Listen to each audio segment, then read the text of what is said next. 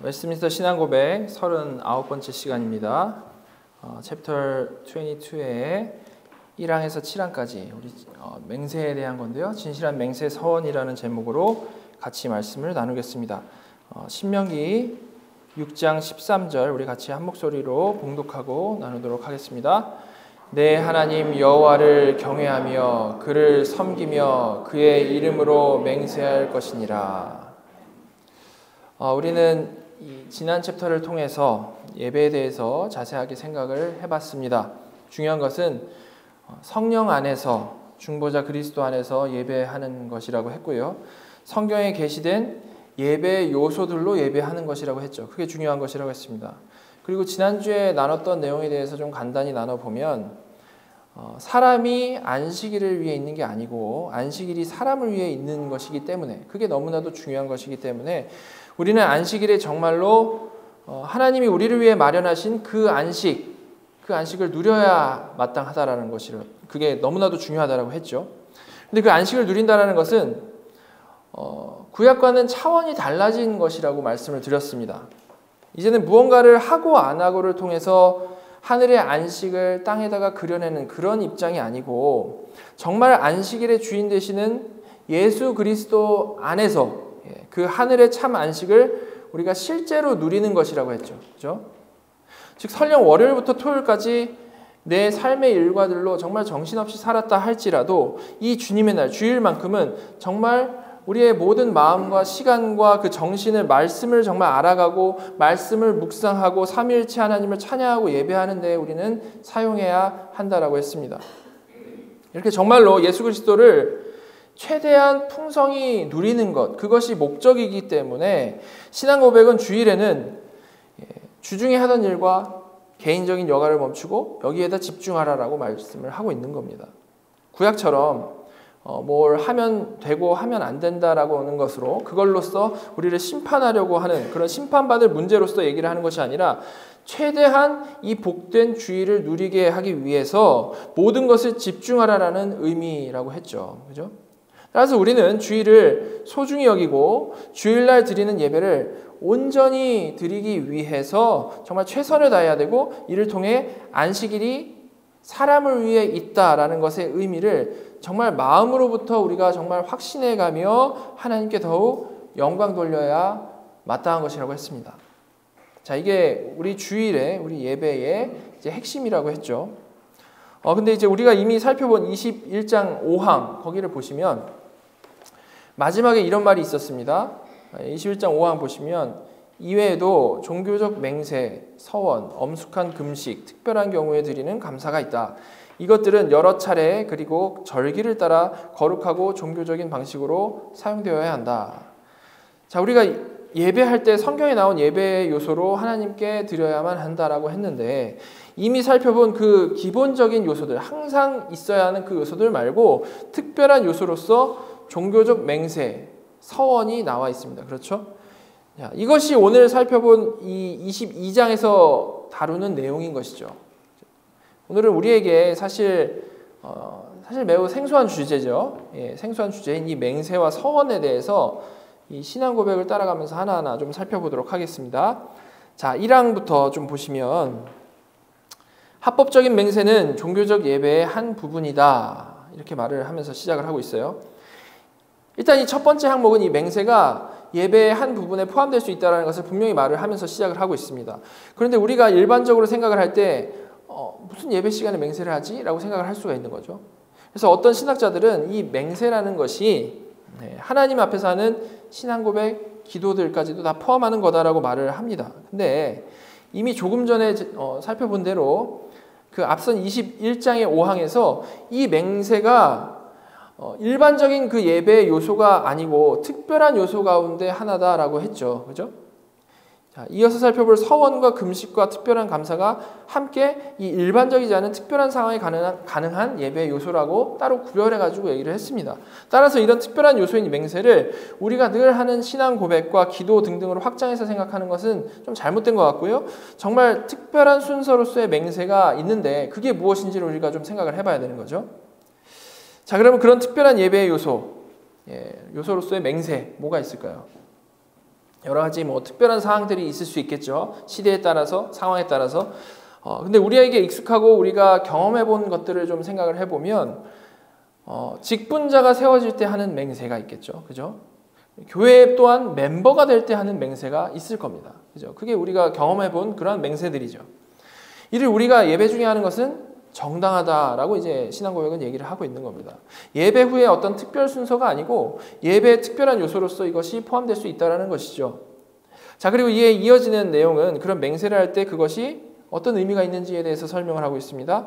예배에서 정당한 경우에 엄숙히 맹세하는 이는 자신이 주장하거나 약속하는 것에 대한 증인으로 하나님을 부르고 그가 맹세하는 것의 진위에 따라 자신을 판단해달라고 요청하는 것이다. 그런 맹세들, 직분자로 세워지거나 멤버로 선서할 때의 그 맹세는 그냥 어떤 의례적으로 하는 그런 맹세가 아니고 자신이 주장하거나 약속하는 것에 대한 증인으로 누구를 부릅니까? 하나님을 부르고, 그죠? 그 하나님께 지금 하는 맹세의 진위에 따라 자신을 판단해달라고 요청하는 것이다 라고 설명을 하고 있죠. 그래서 이를 엄숙히 하는 맹세라고 지금 설명을 하고 있는 겁니다. 자, 그리고 신앙고백이 이어진 2항에서 이렇게 엄숙히 맹세해야 하는 이유에 대해서도 더 분명히 설명을 합니다. 사람들은 오직 하나님의 이름으로 맹세해야 하고 맹세할 때에 하나님의 이름은 온전히 거룩한 두려움과 존경심을 가지고 사용되어야 한다. 그러므로 그 영광스럽고 두려운 이름으로 헛되이 또는 경솔하게 맹세하거나 다른 어떤 것으로 맹세하는 것은 죄악되고 가증한 것이다. 그렇지만 중요하고 시급한 문제일 때 맹세는 구약에서 뿐만 아니고 신약에서도 하나님의 말씀에 의하여 보증되어 있다. 그래서 합법적인 맹세는 합법적인 권위에 의하여 부과되기 때문에 그런 문제에 대해서 행해져야 한다. 자, 우리가 정말 엄숙히 맹세해야 하는 이 너무나도 분명한 이유를 설명을 하고 있는 겁니다. 하나님의 이름으로 맹세하기 때문에, 하나님의 이름으로 맹세하는 것이기 때문에. 그러니까 우리가 앞에 나와서 맹세를 하게 될 때 그 맹세는 교회의 이 교인들 앞에서만 하는 맹세가 아니고 하나님 앞에서 하나님을 증인으로 부르고 하나님께 이를 판단해달라고 요청을 하면서 하나님의 이름으로 하는 그런 맹세라는 거죠. 근데 여러분, 이 항의 내용이 지금까지 알던 내용과 일치하시나요? 혹시 하나님의 이름으로는 절대 맹세하지 말아야 된다. 혹시 이렇게 생각하지 않으셨습니까? 신앙고백은 매우 강하게 오직 하나님의 이름으로 맹세해야 한다라고 말을 하고 있고요. 다른 어떤 것으로 맹세하는 것은 죄악되고 가증한 것이다 라고까지 이야기를 하고 있습니다. 즉 쉽게 말해서 성도는 어떤 상황에서든 맹세하려거든 오직 하나님의 이름으로만 맹세해야지 다른 것으로 맹세하는 것은 그래도 뭐 지키기만 하면 괜찮은 게 아니고 그게 또 죄이고 또한 이게 가증한 거라는 거죠. 이렇게 맹세한다라는 것이 우리가 사실은 많이 생각해 본 주제가 아니기 때문에 그렇지 사실 이게 매우 진지하고 정말로 신중해야 하는 너무나도 중요한 문제라는 것을 우리는 신앙고백을 통해서 알 수 있는 겁니다. 자, 근데 물론 이를 받아들이지 못하는 사람들이 있죠. 그들은 주로 이제 마태복음 5장을 들어서 예수님이 맹세를 하지 말라고 하셨다라고 말을 하고 있습니다. 실제로 주님은 그렇게 말씀하셨죠. 그래서 대부분의 우리는 사실 이 주제에 대해서 기본적으로 별로 관심이 없는데 어디서는 맹세할 때 하나님의 이름으로 하라고 하고 어디서는 맹세하지 말라라고 하니까 그냥 정리가 안 되고 혼란스럽고 어차피 안 하니까 그냥 대충 넘어가는 겁니다. 그죠? 그래서 오늘 이 주제에 대해서 분명히 하기 위해서 이 마태복음 5장에 주님이 하신 말씀을 좀 살펴보면서 좀 정리를 먼저 해보겠습니다. 마태복음 5장 33절과 34절 앞부분만 좀 보시면 또 옛사람에게 말한 바 헛 맹세를 하지 말고 내 맹세한 것을 주께 지키라 하였다는 것을 너희가 들었으나 나는 너희에게 이르노니 도무지 맹세하지 말지니. 주님은 34절에서 분명히 도무지 맹세하지 말지니라고 말씀을 하셨습니다. 너무나도 명백하게 말씀을 하셨죠. 근데 이런 명백한 금지가 있음에도 신앙고백은 맹세를 할 뿐만이 아니고 맹세하려거든 하나님의 이름으로 해야 된다라고 말을 하고 있는 겁니다. 자, 우리는 왜 그렇게 말하는 것인가를 좀 정리를 하기 위해서 이 마태복음의 이 5장에 주님이 말씀하신 의도를 좀 잘 이해를 해야 되는 거죠. 그죠?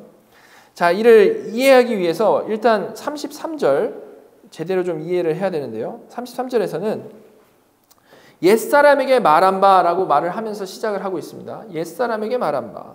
그 내용이 헛맹세를 하지 말고 내 맹세한 것을 주께 지키라. 이게 옛사람이 말한 거죠. 그죠? 이게 무슨 말씀인가 하면 이게 대대로 율법 교사들을 통해 전해져 내려오는 그런 가르침이라는 겁니다. 이게. 예. 이런 가르침을 너희가 들었으나 그렇게 예수님이 말씀하시는 거죠. 듣기 이게 뭐 상당히 괜찮아 보이는 내용이죠. 그렇지만 사실 이게 성경 말씀을 아주 교묘하게 변형을 시킨 겁니다. 본래 구약 성경에서 맹세에 대해서 이렇게 명령을 하고 있습니다. 신명기 6장 13절 내 하나님 여호와를 경외하며 그를 섬기며 그의 이름으로 맹세할 것이니라. 예. 우리가 신앙 고백에서 본 것과 동일하게 너무나도 분명히 하나님의 이름으로 맹세하라고 말씀을 하고 있죠. 예. 너무 뭐 직설법으로 말씀하셔가지고 뭐 설명할 필요도 없습니다. 그런데 이런 명백한 말씀을 율법 교사들은 굳이 이 말씀을 가지고 있음에도 불구하고 헛맹세하지 말고 맹세한 거를 주께 지키라 라고 살짝 변형해서 가르쳤다라는 겁니다. 여러분 이게 왜 잘못됐을까요? 하나님이 오직 하나님의 이름으로만 맹세하라고 하신 것은요. 그만큼 성도에게 맹세는 정말로 완벽한 진실을 말할 때만 해야 하는 것임을 말씀을 하는 겁니다. 정말로 진실할 때. 그죠? 맹세를 하되 정말로 지킬 수 있는 것, 정말 사실인 것만 맹세해야 되고 그때는 그게 정말로 사실이니까 하나님의 이름으로 맹세해라 라고 말씀을 하신 거죠. 맹세하는 내용이 정말 이게 진실되게 사실이라면 이렇게 하나님의 이름으로 맹세하는 것이 전혀 거리낌이 없겠죠. 그죠? 오히려 하나님께서 하나님의 이름으로 맹세할 수 있게 이런 방침을 마련해 주셨다라는 것이 오히려 감사한 거죠. 그죠? 만약에 하나님께서 우리가 아무리 진실을 말한다 해도 내 이름으로는 절대 맹세하지 말라라고 하셨다라면 성도는 자신의 그 진정성을 정말로 남들 앞에서 강조해서 표현할 방법이 없었을 겁니다. 그러나 하나님께서는 우리를 위해 그럴 수 있는 방편을 이렇게 마련해 주신 것이죠. 그만큼 우리에게는 자신의 진실됨을 이렇게 확실히 어필할 수 있는 방법이 생긴 겁니다. 자, 그런데 율법 교사들은 그렇게 확실하고 좋은 맹세법이 분명히 있음에도 불구하고 헛맹세를 하지 말고라고 말함으로 맹세를 하는데 사실상 하나님의 이름으로 하는 맹세 외에 다른 여러 가지 길을 열어놓은 거죠. 다른 여러 가지 길을. 어떤 맹세를 너희가 해도 되지만 헛맹세만 안 하면 된다라고 이 범위가 살짝 넓혀진 겁니다. 사실 자신의 말이 완벽한 진실이라면 하나님께서 허락하셨기 때문에 하나님의 이름으로 맹세하면 그만인 겁니다. 다른 방도를 찾을 필요가 없는 거죠. 그죠? 그런데 뭔가 그게 좀 부담스러우니까 다른 걸 걸고 맹세해도 좋으니까 헛맹세만은 하지 마 라고 그렇게 가르침을 살짝 바꾼 거죠. 말씀을 왜곡을 하고 있는 겁니다. 그래서 주님은 이어서 이렇게 말씀을 하시는 거죠. 마태복음 5장 34절부터 36절까지 보면 나는 너희에게 이르노니 도무지 맹세하지 말지니 하늘로도 하지 말아라 이는 하나님의 보좌이며 땅으로도 하지 말아라 이는 하나님의 발등상이며 예루살렘으로 하지 말라 이는 큰 임금의 성이며 내 머리로도 하지 말라 이는 내가 한 터럭도 희고 검게 할 수 없음이라 오직 너희 말은 옳다 옳다 아니다 아니다 하라 이에서 지나는 것은 악으로부터 나느니라. 예, 주님은 그 당시 사람들이 일반적으로 맹세하던 몇 가지 예를 들으셔가지고 너희들이 자꾸 하나님 외에 맹세를 하고 있는데 사실 너희가 그런 식의 맹세를 한다 해도 하늘로 땅으로 내 머리로 맹세한다 해도 그건 역시 결국은 하나님 앞에서 하는 것일 뿐이다 라고 지금 말씀을 하시면서 너희는 그렇게 대충 다른 맹세하고 책임 안 지려고 하지 말라라는 그 핵심을 짚어서 말씀을 해주신 겁니다. 자, 바로 이런 맥락에서 그럴 바에는 그렇게 맹세를 왜곡할 바에는 도무지 맹세하지 마. 그렇게 말씀하신 거죠. 주님께서 도무지 맹세하지 말라라고 하신 그 맥락이 이해가 되시나요? 예. 근데 전혀 맹세하는 것 자체를 하지 말라라는 그런 말씀이 아니고 그렇게 너희 마음대로 맹세를 왜곡하려거든 아예 하지 말고 그냥 옳다 옳다 아니다 아니다라고 해라 라고 그렇게 말씀을 하신 겁니다. 그렇죠? 정리를 하면 너희 하나님의 백성은 정말로 진실된 말을 해야 되고 그 완벽한 진실됨을 어필하기 위해서 하나님이 허락하신 방법 아주 진지하게 하나님의 이름으로만 맹세를 해야 되는 것이지 그런 부담감에서 벗어나려고 하나님 이름 외에 다른 것을 두고 맹세하는 그런 비겁하고 그런 거짓된 행동 하지 마라고 말씀을 하신 거죠. 그죠? 그럴 바에는 아예 도무지 맹세하지 말라 그러시는 겁니다. 자, 이제 주님이 맹세하지 말라라고 하신 말씀의 의미와 우리에게 어떤 맹세가 분명히 허락된 것인지가 우리가 좀 이해가 되겠죠. 그죠? 자, 그리고 이제 이에 더해서 사망으로 계속 가보시면, 사망 보시면 맹세를 하는 자는 누구든지 그러한 엄숙한 행위의 중요성을 충분히 고려해야 하며 맹세할 때 자신이 진리라고 완전히 확신하는 것 이외에는 아무것도 자인해서는 안 된다. 또한 누구든지 선하고 정당한 것, 그리고 그렇다고 스스로 믿는 것, 그리고 자기가 행할 수 있고 하기로 결심한 것 이외에 그 어떤 것에 대해서도 맹세함으로써 스스로를 묶지 말아야 한다. 그렇게 말을 하고 있습니다. 뭐 사실 너무나도 당연한 얘기죠. 하나님 앞에서 하나님의 이름으로 맹세하는 건데 정말 스스로 진리라고 확신하는 것만 맹세해야 당연한 것이고 자기가 행할 수 있고 하기로 결심한 것만 맹세해야 하는 게 너무나도 당연한 거죠. 그죠? 하나님의 이름으로 맹세를 하면서 절대 허황된 맹세하면 안 되는 것이라는 말입니다. 자, 그리고 신앙 고백에 이어서 그런데 적법한 권위가 맹세를 요구한다면 선하고 공의로운 것에 관한 맹세를 거절하는 것은 죄이다. 자, 이 역시 맹세가 무엇인지를 알고 정말 하나님 앞에서 진실된 맹세를 하는 것만 정당하다라는 것을 인정한다면 사실 이게 문제가 될 거 없는 말이죠. 교회나 국가 같은 적법한 권위도요. 기본적으로 하나님께서 허락하신 권위죠. 그죠? 우리가 권위에 대해서 그 다음 챕터에서 볼 건데 그렇기 때문에 우리는 그 권위가 성경을 거스르는 일을 강요하지 않는 이상 최대한 충실히 따라야 마땅하다라는 겁니다. 따라서 진실된 일에 있어서는 적법한 권위가 맹세를 요구할 때 거절할 이유는 없죠. 그죠? 자, 그럼 이어지는 이제 사항 또 보시면 맹세는 얼버무림이나 마음에 감추는 것 없이 명백하고 평범한 의미의 말로 해야 한다. 자, 이 역시 맹세가 누구의 이름으로 하는 것인가를 우리가 진지하게 고려한다면 너무나도 당연한 거죠. TV 보면 뭐 정치인들이 이제 주로 그렇죠. 말할 때 일부러 이렇게도 해석될 수 있고 저렇게도 해석될 수 있게 애매하게 말을 해가지고 자신의 책임을 회피하려는 경우들을 많이 봅니다. 그죠? 애매하게. 그죠?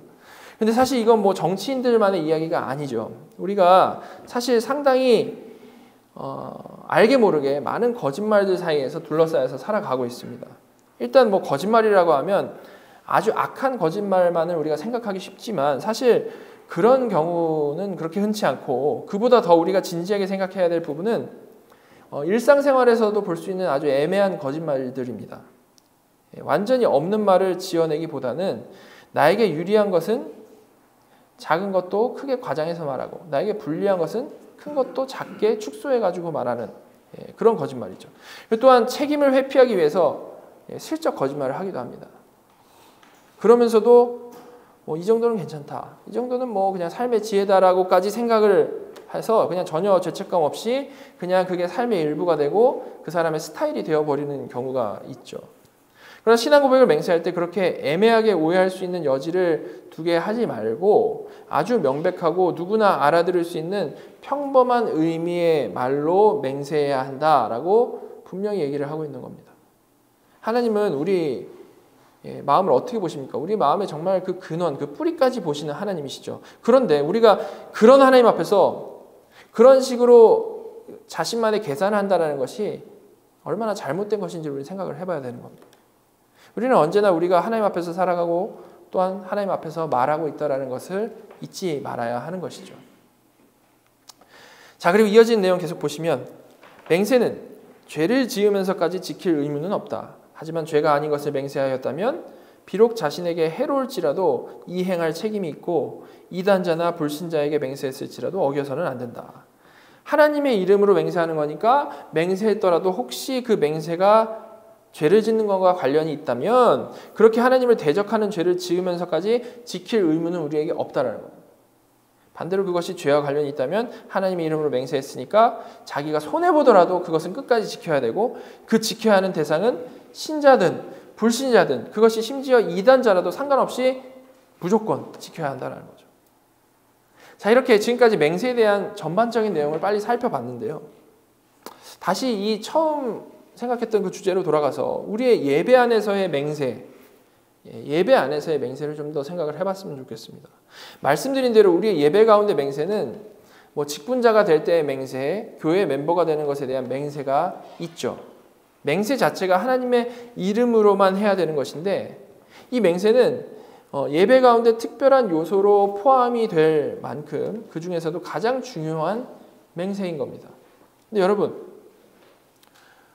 이 정말로 중요하고 정말로 엄숙하고 진지한 이 맹세를 여러분은 이것에 대해서 얼마나 정말 진지하게 생각을 하고 계십니까? 우리가 예배 중에 하는 맹세는 단지 목사가 안수받는 것만 특별히 하나님 앞에서 하는 거고 그것만 정말 진지하게 임해야 되는 그런 게 아니고요. 장로, 안수집사 임직할 때도 그리고 그뿐만 아니라 교회의 한 명의 멤버로서 선서할 때에도 동일하게 진지하고 엄숙한 맹세인 겁니다. 동일하게. 왜 그렇습니까? 동일하게 하나님의 이름으로 맹세하는 거기 때문에.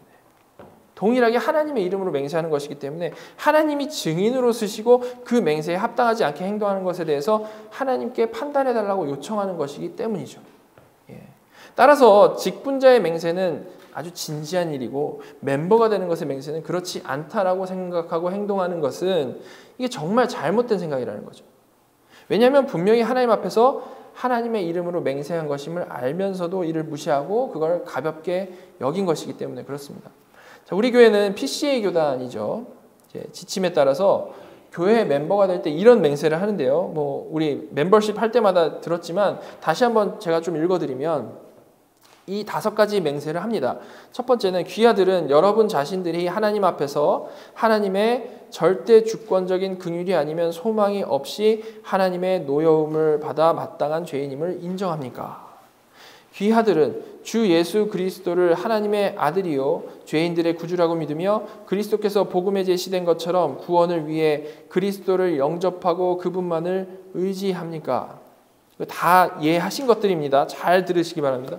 세 번째, 귀하들은 이제 겸손히 성령의 은혜를 의지하여 그리스도를 따르는 자들답게 살기로 노력할 것을 결심하며 약속합니까? 네 번째, 귀하들은 여러분의 최선을 다해서 교회의 예배와 사역을 위해 교회를 받들기로 약속합니까? 다섯 번째, 귀하들은 교회의 치리와 건징에 복종하며 교회의 순결과 평화를 도모하기로 약속합니까? 여러분, 제가 설교에 대해서 2주 전에 나눌 때 이미 말씀드린 대로 이 시대 살아가는 우리 모두는 정말 모두가 사실 이 소비자 중심주의에 깊이 물들어 있습니다. 그 사고방식이 우리는 기본적으로 그렇다는 거죠. 그래서 어떤 공동체의 멤버로서 성실하게 행하는 것, 그것에 대해서는 정말 별 부담을 느끼지 않고 그저 그 안에서 나의 유익을 취하려는 그러한 성향만이 너무나도 자연스럽게 몸에 배어 있는 겁니다. 그러다 보니까 한 공동체에 내가 속해 있고 한 공동체를 위해 뭘 해야 될지 고민을 하고 시간을 내서 적극적으로 의견을 개진한다라거나 결정된 사항이 있으면 그게 좀 내키지 않을지라도 공동체의 결정에 따르는 것과 같은 그런 공동체 중심적인 모습을 기대하기 힘든 것이 사실이라는 것이죠. 그러나 우리가 이 하나님 앞에서 하나님의 이름으로 한 이 맹세는 우리 시대가 그러니까 그냥 지금은 굳이 제대로 지키지 않아도 된다라는 부연 설명이 여기 없습니다. 전혀. 그죠? 이 맹세라는 우리는 이를 정말 진지하게 생각을 해야 되고 이대로 따르기 위해서 노력을 해야 되는 겁니다. 멤버로서 할 때의 질문, 그것에 대해서 우리는 정말로 진지하게 생각을 해야 되는 거죠. 다시 한번 보시면 3항 보시면 나는 정말 신앙적으로 노력하며 살아가고 있는가 생각해야 되는 거죠. 우리 멤버십 선서할 때도 했지만 누군가가 멤버십 선서를 할 때 이걸 들으면서 나도 했던 이 질문, 나는 정말 지금 그렇게 살아가고 있는가. 4항 보시면서 교회의 예배와 사역을 위해 최선을 다해서 정말로 동참하고 있는가. 5항을 보시면서 교회 치리와 건진까지 가기 이전에 기본적으로 교회에 나아가는 방향에 온전히 동참을 하고 있는가. 그리고 어떤 상황에서든 내 고집 자존심이 아니고 교회의 순결과 평화를 도모하려고 하는가. 그것에 대해서 우리는 멤버가 될 때뿐만이 아니고 그 신앙생활하면서도 늘 이거를 진지하게 돌아봐야 된다는.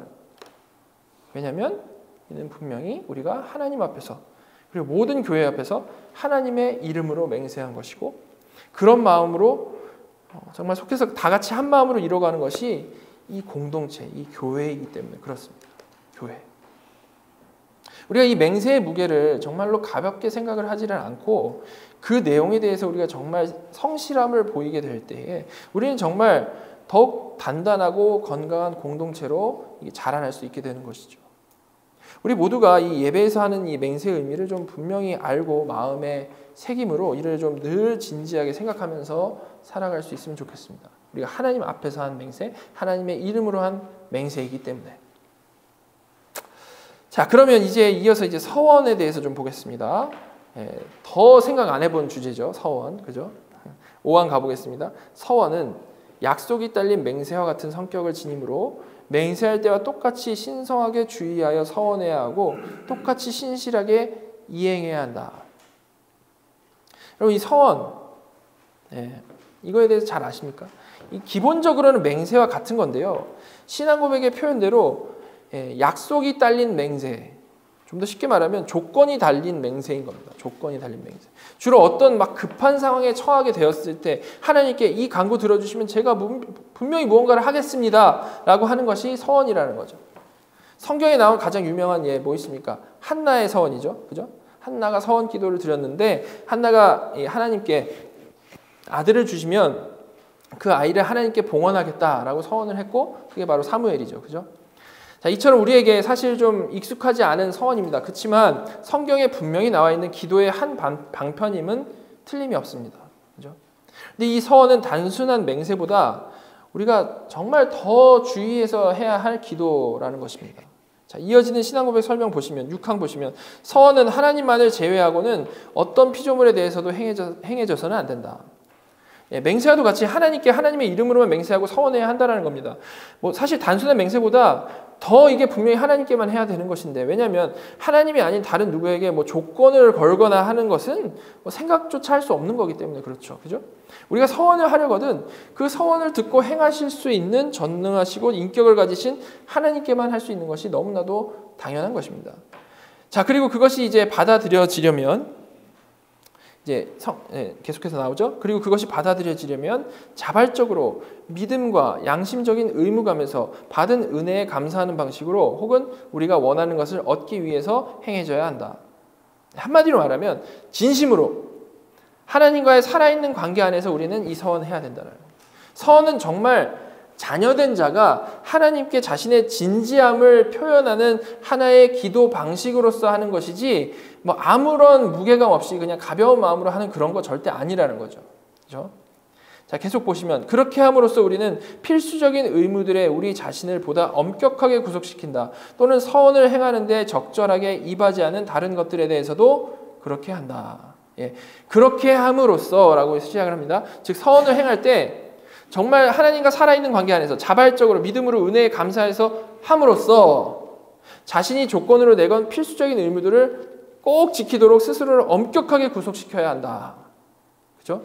다시 말해서 서원은 하나님께 서원한 것이 이게 얼마나 진지하고 꼭 지켜야 하는 것인지를 아는 성도가 이렇게 약속한 거에 대해서 무조건 지키려고 엄격하게 구속하는 것이어야만 한다라는 거죠.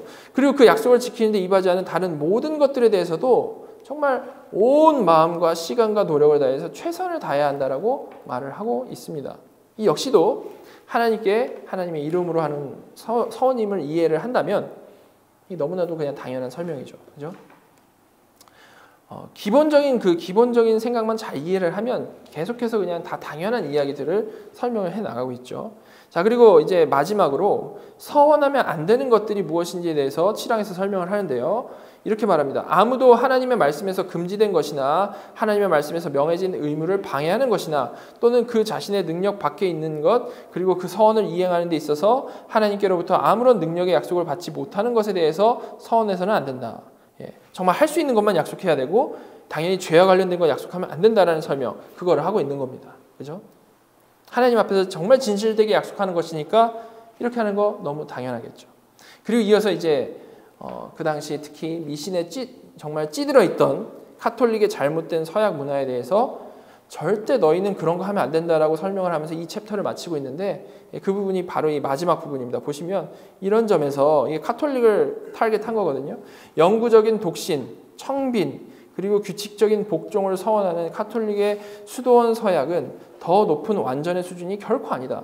그것들은 미신적이고 죄악된 덧침으로 그 어떤 그리스도인도 거기에 말려들어서는 안 된다.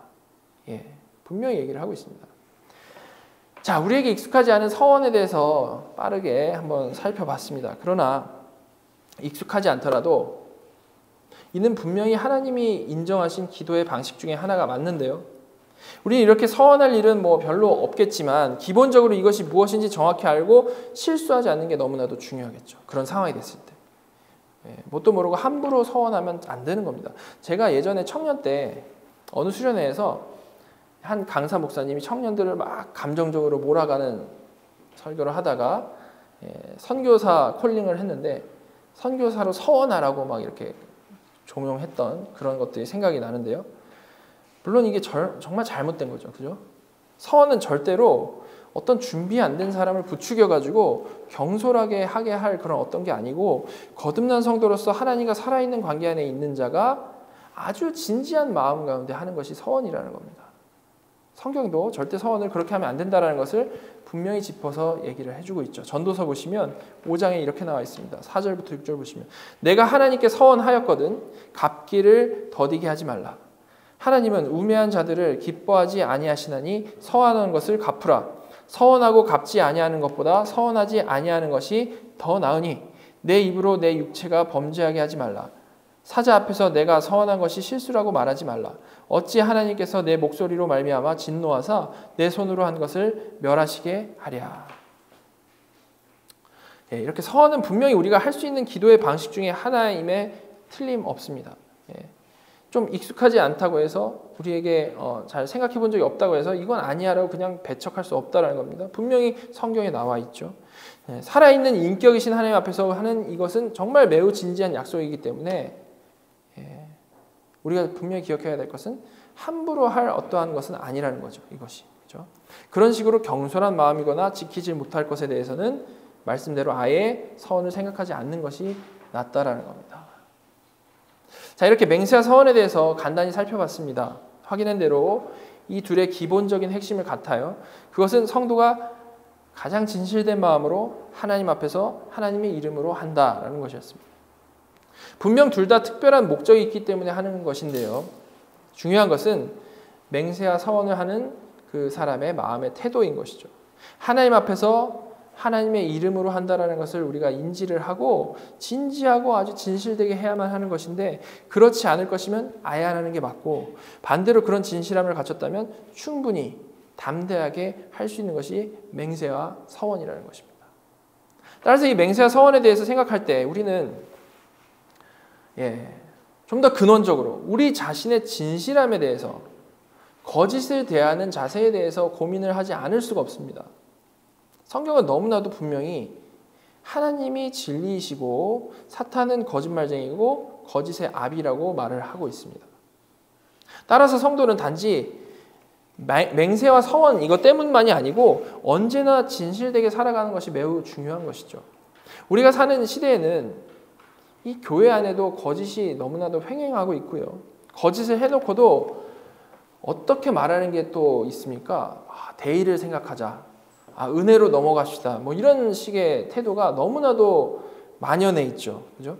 그래서 그 결과 교회는 점점 부패해가고 세상 사람들에게 신뢰를 완전히 잃었습니다. 따라서 우리는 뭐 대단한 거를 해내는 것을 생각하기 이전에 이런 그냥 가장 기본적인 거, 하나님이 거룩하시니 우리도 거룩해야 된다.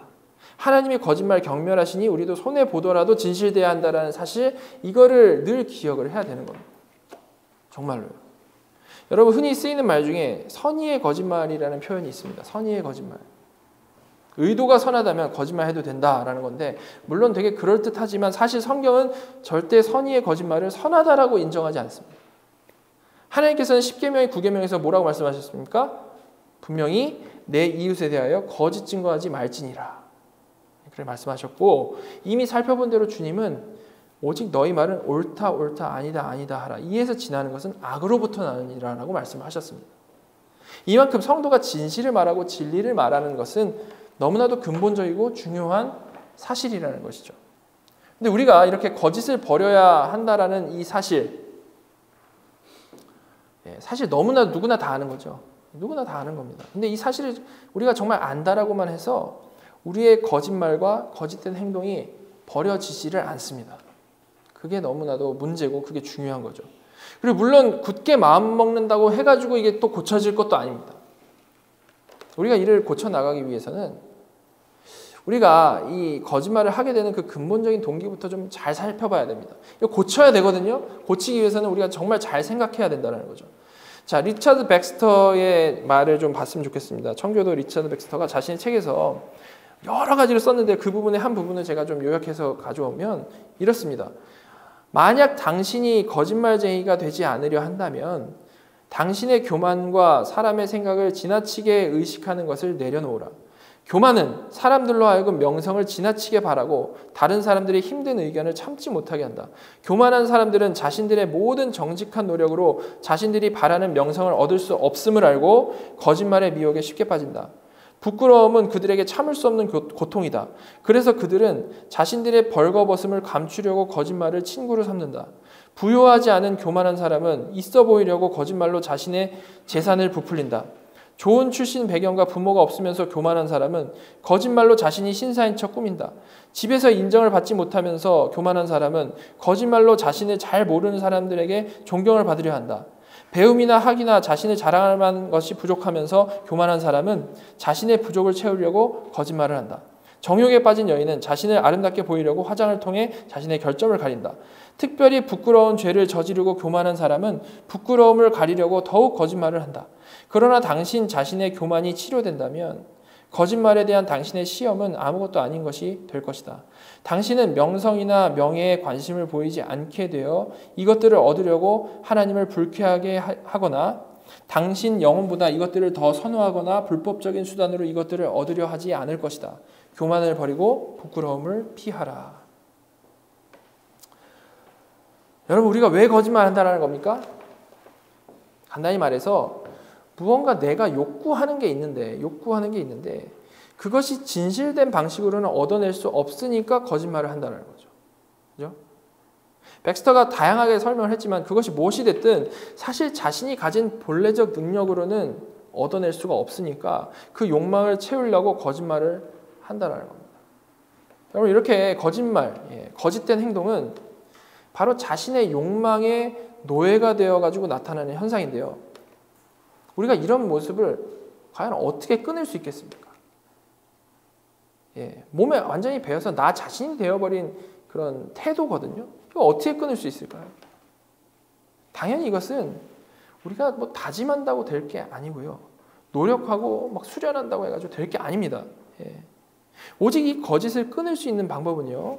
그 자신을 노예로 만들어버린 그 욕망을 정말 더 이상은 아무것도 아니게 만들어버리는 그 방법을 택해야 되는 겁니다. 이 방법 외에는 절대 불가능한 건데요. 여러분, 그럼 어떻게 자기가 가진 욕망을 정말 평생을 가지고 살아온 그 욕망을 아무것도 아니게 만들어버릴 수 있겠습니까? 어떻게 그렇게 할 수 있을까요? 그 방법은요. 그 욕망을 줄이기 위해서 최선의 노력을 다하는 게 아니고 그 욕망을 줄이는 거에 거기에만 막 집중하는 게 아니고 그보다 더 크고 온전한 욕망을 충족시키면 되는 겁니다. 큰 게 작은 것을 밀어내는 방식이어야만 한다는 거죠. 예를 들면 어떤 사람이 평소에 작은 경차 하나라도 있으면 좋겠다. 그것만 마음에 품고 살았던 사람이 있었는데 어느 날 막 고급진 SUV, 람보르기니가 생겼다고 쳐봅시다. 그러면 경차가 그게 그 욕심이 계속 있을까요? 없어질 수밖에 없죠. 단칸방이라도 있으면 좋겠다라고 생각했던 사람이 어느 날 갑자기 큰 싱글하우스가 생겼다면 그 단칸방이 그리울까요? 전혀 안 그리울 겁니다. 이처럼 자신이 목매어 있던 욕망을 압도하는 진짜 좋은 걸 만나게 되면 사람은 분명히 이전 욕망에서 해방이 될 수 있다는 거예요. 오직 이런 방식으로만 욕망에서 우리는 벗어날 수 있는 거지 절대 이걸 금욕을 해가지고 해결할 수 있는 문제가 아니라는 거죠. 자, 그럼 우리를 거짓말, 이 거짓된 행동으로 인도하는 그런 욕망들을 넘어설 수 있게 하는 압도적인 좋은 것, 그게 뭘까요? 그게 뭐겠습니까? 그것이 바로 복음인 겁니다. 복음. 너무 우리에게 익숙하지만 그것이 바로 복음이라는 거죠. 물론 단순히 복음이 무엇인지만 알게 되면 그렇게 된다는 게 아니고 정말로 복음이 주는 그 은혜와 그 기쁨과 그 감사와 평안을 맛보고 우리가 누리게 되면 그 사람은 세상의 욕망이 정말로 헛되다라는 것을 마음으로부터 점점 확신해지게 되는 것이고 그로부터 관심이 점점 끊어지게 된다는 거예요. 이것이 기본적인 법칙인 겁니다. 더 재미있는 게 있는데 재미없는 걸 왜 신경을 쓰겠습니까? 그죠? 자, 우리가 이를 우리의 구원과 연결시켜서 좀 더 이해를 해보면 좋겠는데, 그를 위해서 로마서 8장의 말씀을 좀 살펴보면 좋겠습니다. 8장 11절 보시면, 예수를 죽은 자 가운데서 살리신 이의 영이 너희 안에 거하시면 그리스도 예수를 죽은 자 가운데서 살리신 이가 너희 안에 거하시는 그의 영으로 말미암아 너희 죽을 몸도 살리시리라. 여기 보시면 예수를 죽은 자 가운데서 살리신 이의 영이 너희 안에 거하시면, 즉 정말로 예수 믿고 그리스도와 연합한 성도가 맞다면 그리스도 예수를 죽은 자 가운데서 살리신 이가 너희 안에 거하시는 그의 영으로 말미암아 너희 죽을 몸도 살리시리라. 분명히 하나님께서 그리스도와 연합한 성도를 장차 그리스도와 동일하게 부활시키실 것이다 라는 것에 대해서 지금 여기서 얘기를 하고 있습니다. 그런데 이어진 12절은 그러므로라고 시작을 하고 있죠. 형제들아, 우리가 빚진 자로 돼 육신에게 져서 육신대로 살 것이 아니니라. 그러므로 그렇게 성령께서 부활시키실 것이므로, 성령께서 우리를 부활시키실 것이므로 지금 우리가 살아갈 때에도 육신에게 져서 육신대로 살 것이 아니다라고 분명히 말씀을 하고 있죠. 즉 그렇게 성령께서 부활하게 할 성도는 나중에 부활할 것만 생각할 것이 아니고 이 땅에 살아가는 동안에도 육신에게 져서 육신대로, 즉 육신의 정욕에 이끌려서 살지 않을 것이다 라는 말씀인 겁니다. 나중에 죽어서 부활하는 것만이 아니고 이 땅에서도 분명히 영생을 살아간다라는 거죠, 성도는. 그리고 이어지는 13절, 14절에서는 이에 대해 좀 더 구체적으로 설명을 해주는데, 먼저 13절 보시면 너희가 육신대로 살면 반드시 죽을 것이로되 영으로서 몸의 행실을 죽이면 살리니. 13절에서는 인간이 처할 수 있는 두 가지 삶의 모습을 설명을 하고 있습니다. 그 첫 번째는 내가 가진 원래 욕망, 즉 육신대로 육신에 따라 사는 것이죠. 그게 첫 번째입니다. 그리고 그 결론은 분명히 사망이라고 말씀을 하고 있습니다. 이들은 살아가면서 여러 가지 사망의 모습을 내어놓죠. 그렇게 살아가는 사람은 사망의 모습을 내어놓다가 결국 영원한 사망으로 결론 지어지게 된다는 겁니다. 여러분, 여기서 분명히 이는 반드시 죽을 것이로되, 즉 반드시 그런 결과를 맞이할 수밖에 없다라고 분명히 말을 하고 있습니다.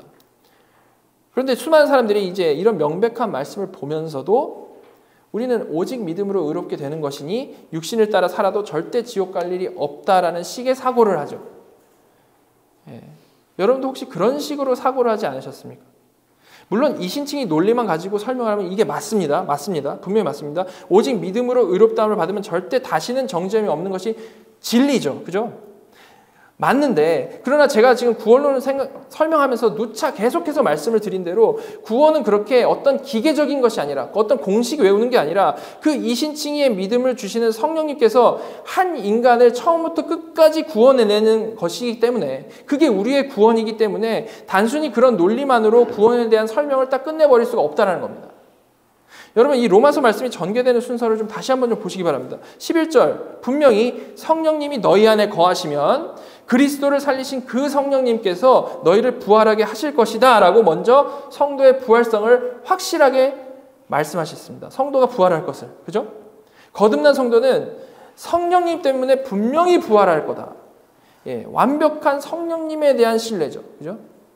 거듭난 성도가 뭘 잘하면 부활시켜 줄 게가 아니고 성령님께서 부활시켜 주신다는 겁니다.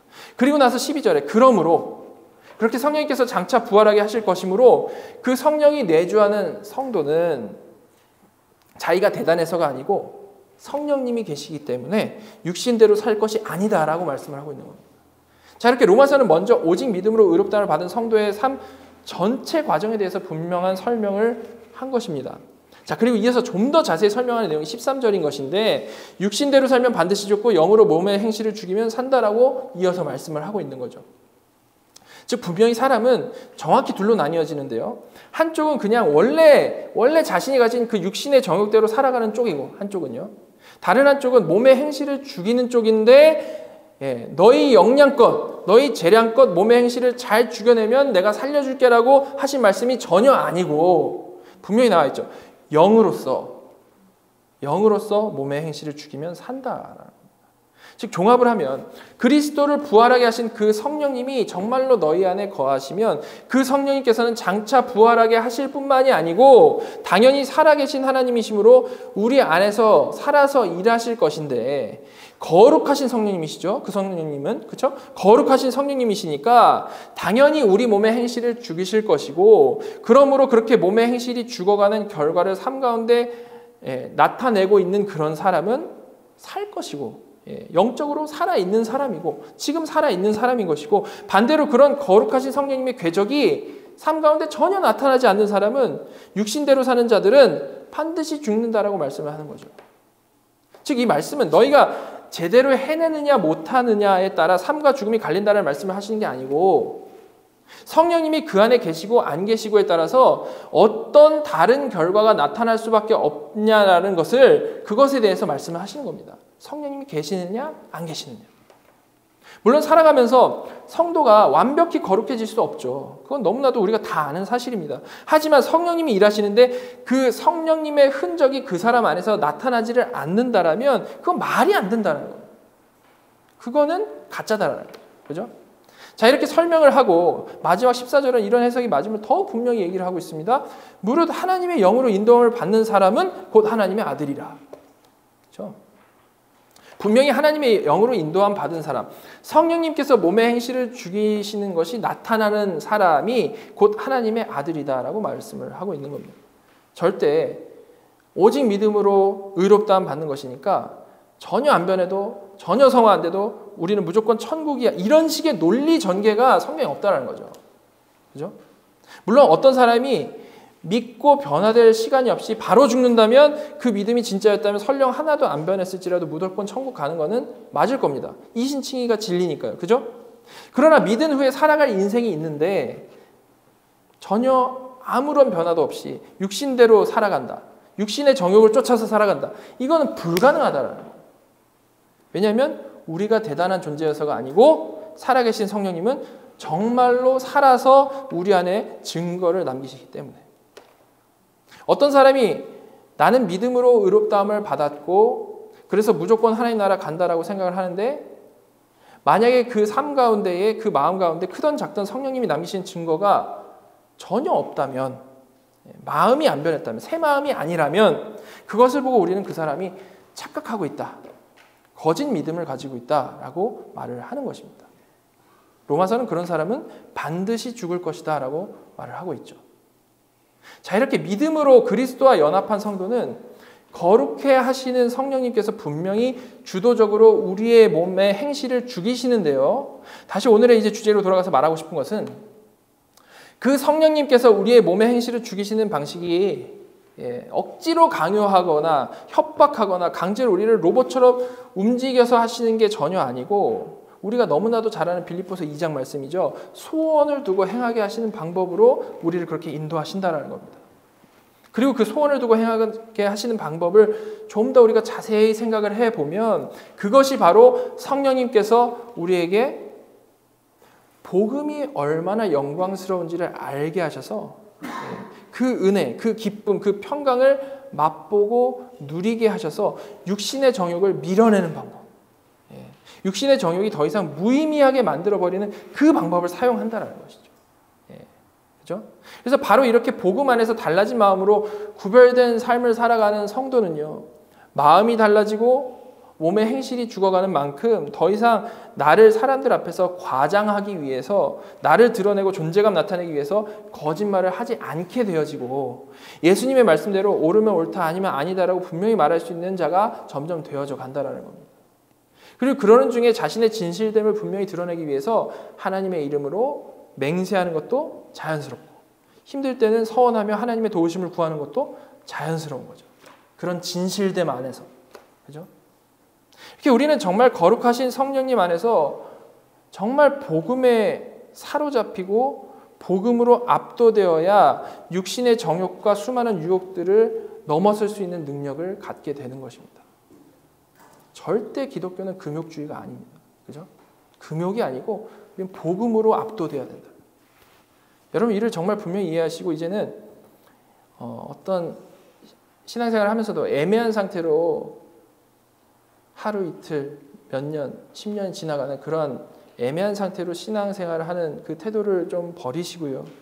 정말 더 온전히 복음 안에 사로잡혀 살아가기를, 정말 갈급한 마음으로 살아갈 수 있기를 정말 그렇게 사모하실 수 있으면 좋겠습니다. 그래서 마침내 각자의 육신의 정욕들이 각자 다 다른 육신의 정욕을 가지고 있는데 정말로 복음 아래 진정으로 그게 다 밀려나게 될 때 우리는 오늘 주제인 맹세와 서원도 성경이 제시하는 방식대로 할 수 있는 자가 되는 것이고, 그뿐만 아니라 모든 다른 영적 문제가 근본적으로 해결되어져 가는 것을 하나하나 경험하게 되는 겁니다. 그게 이미 온 하나님 나라를 누리는 것이죠. 그죠? 그리고 교회도 진정으로 서로 사랑하는 공동체로 그제서야 정말로 지어져 갈 수 있게 되는 겁니다. 여러분, 우리가 잘 아는 그 복음을 막연히 머리로 아는 것, 거기서 멈출 게 아니고요. 그 복음에 정말 사로잡힘으로 실질적인 내가 가지고 있는 죄의 유혹에서 벗어나고, 또한 수많은 영적인 유익들을 정말로 풍성히 누리며 살아가는 저와 여러분 모두가 되기를 간절히 소망합니다. 같이 기도하도록 하겠습니다.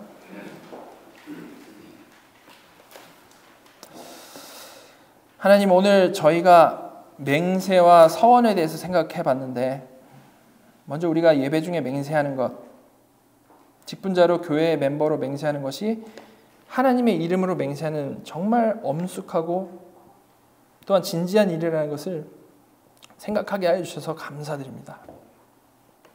하나님, 저희가 가진 어떤 경솔함으로 이 진지한 하나님의 일을 가볍게 여기지 않게 하여 주시고, 주신 사명과 맹세한 내용들을 늘 기억하며 신실하게 순종해 나가는 저희 모두가 되게 하여 주시옵소서. 그리고 이런 진실된 순종을 하기 위해서 우리의 진실함에 대해서도 생각해 보게 하여 주셔서 감사드립니다. 더 이상 나의 육신의 정욕의 노예가 되어서 거짓말하고 거짓된 행동을 하고 죄악된 모습들을 내어놓는 삶을 살지 않도록 성령님 강력하게 인도하여 주시옵소서. 그러기 위해서 그리스도께서 이런 나를 위해 감당하신 일, 그 복음을 더욱 깊이 깨달아 알아가기를 간절히 소망합니다. 저희 모두가 복음의 능력에 사로잡힌 자들 다 되게 하여 주셔서 더 이상 육신의 정욕에 휘둘리지 아니하는 거룩하고 경건한 하나님의 자녀들로 살아갈 수 있도록 은혜 내려 주시옵소서. 하나님, 특별히 기대 없는 심령들 가운데 특별한 은혜를 주셔서 간절히 바라며 소망하며 맛보아 누리는 삶으로 그 인생이 채워지도록 복을 내려 주시옵소서. 하나님 아버지, 저희들이 정말로 그런 하나님께서 역사하여 주심, 저희의 갈급함과 정말 하나님께서 온전히 받으시는 그 영광스러운 예배를 간절히 사모하고 바라오니 주님, 저희 교회 가운데 그러한 역사를 이루어 주시옵소서. 지금도 살아계셔서 우리의 예배를 받으시는 우리 구주 예수 그리스도의 이름으로 감사하며 기도드렸습니다.